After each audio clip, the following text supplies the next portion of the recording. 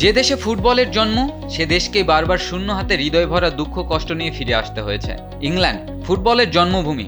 1863 সালে the football association প্রতিষ্ঠিত হওয়ার মাধ্যমে আধুনিক ফুটবলের যাত্রা শুরু হয়। কিন্তু ভাগ্য যেন কোনোবারই তাদের পক্ষে কথা বলে না। বিলিয়ন ডলারের দল আর অসংখ্য প্রতিভাবান ফুটবলার থাকা সত্ত্বেও তারা যেন ঠিকভাবে সফল হতে পারে না।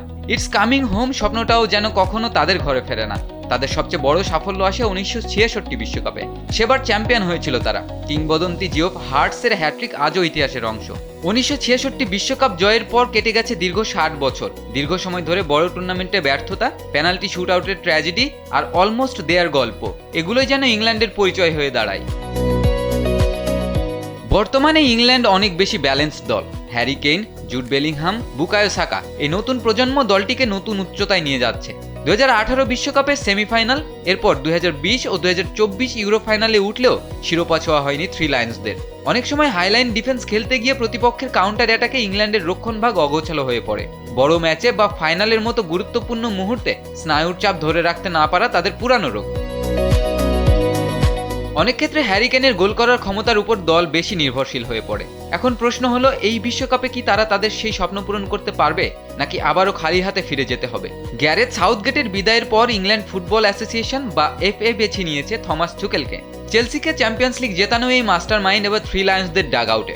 কিন্তু এখন প্রশ্ন হলো, টুকেলের ট্যাকটিক্স কি ইংল্যান্ডের দীর্ঘ শিরোপা খরা কাটাতে পারবে? টুকেল তার ট্যাকটিক্যাল ফ্লেক্সিবিলিটির জন্য বেশ পরিচিত। ইংল্যান্ড দলে আমরা মূলত দুটি পরিবর্তন দেখতে পারি। Back three system. টুকেল চেলসিতে 3-4-2-1 ফরমেশনে দারুণ সফল ছিলেন। ইংল্যান্ডের রিস জেমস বা ট্রেন্ট আলেকজান্ডার আর্নল্ডের মতো অ্যাটাকিং ফুলব্যাকদের স্বাধীনতা দিতে তিনি আবারও 3 ডিফেন্ডারদের ফরমেশনে ফিরে যেতে পারেন। দ্বিতীয়টি হলো কন্ট্রোলড পজিশন। টুকেল অপ্রয়োজনে পাসের চেয়ে ভার্টিক্যাল প্রোগ্রেস বেশি পছন্দ করেন, অর্থাৎ মাঝমাঠে বল ধরে রেখে হঠাৎ করেই প্রতিপক্ষের ডিফেন্স ভেঙে ফেলা দ্রুত আক্রমণ। টুকেলের সবচেয়ে বড় শক্তি হলো তিনি বায়ার্ন মিউনিখে হ্যারি কেইনের সাথে কাজ করেছেন। কেইনকে তিনি কেবল একজন গোল স্কোরার হিসেবে নয়, বরং একজন প্লেমেকার হিসেবেও ব্যবহার করবেন। সাউথগেটের রক্ষণাত্মক মানসিকতা থেকে বেরিয়ে টুকেল চাইবেন জুড বেলিংহাম, ফিল ফোডেন এবং কোল পালমারদের দিয়ে প্রতিপক্ষকে চেপে ধরতে। বল হারানোর সাথে সাথে তা পুনরুদ্ধারের জন্য টুকেলের দল বেশ পরিচিত। ইংল্যান্ডের বর্তমান স্কোয়াডে যে গতি এবং স্ট্যামিনা আছে তা টুকেলের এই গেগেন প্রেসিং এর স্টাইলের জন্য একদম উপযুক্ত। বিশ্বকাপ জেতার জন্য কেবল ভালো খেলোয়াড় থাকলেই হয় না, দরকার একজন নকআউট স্পেশালিস্ট। টুকেল ঠিক সেই মানুষটি।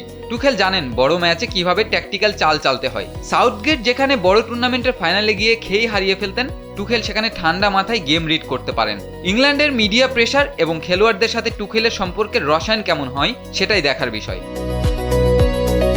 তবে কাগজে কলমে ইংল্যান্ড এখন বিশ্বের অন্যতম শক্তিশালী দল, আর টুকেল সেই যন্ত্রের নিখুঁত মেকানিক। থমাস টুকেল মানেই হলো আধুনিক ফুটবল, ডিসিপ্লিন আর জয়ের নেশা। যদি ডিক্ল্যান রাইস মাঝমাঠ সামলাতে পারেন আর হ্যারি কেইন তার ফর্ম ধরে রাখতে পারেন, তবে 2026 বিশ্বকাপে হয়তো তারা তাদের স্বপ্ন পূরণ করতে পারে।